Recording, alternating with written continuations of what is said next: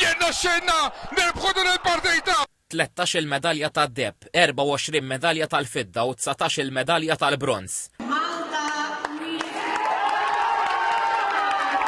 Dan kien l-aqwa riżultat għal Malta fil-lob tal-pajjiżi żgħar li lil minn xtutna u t-tieni l-aqwa l-pajjiż kemm ilu jieħu sehem.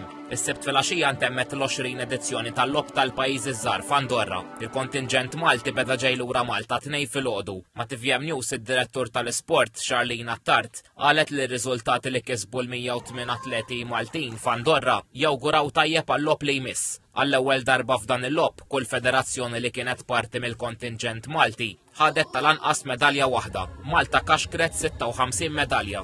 Dan huwa riżultat prestiġjuż, 13 medalja tad-deb, l-antana kien li naqbżu ir-rekords li kien naqbel li kien ta' 8, biżneħ sew li huwa sabiħ ħafna wkoll li tara numru kbir ta' fidda li ovvjament mil-deb, right, imma fl-istess taf li r-riżultat kien viċin ħafna. Sophie St. John 14 sena rebħet 5 medalji fil-ġinnastika artistika, 3 tad-deb. Għaltinna li l-aktar deb għal-qalba kisbitu l-4 fuq il-balance beam.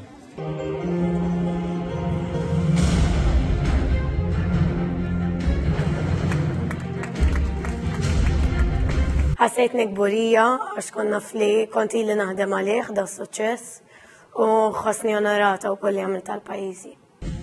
Charlene u Sophie notaw li t-tim Malti kien maqud ħafna u dan wassal għas-suċċess. Għalla volja Malta zaħira, xorta għanna ċans, għanna talent u għalek għasmantkom taqtaw qalbkom.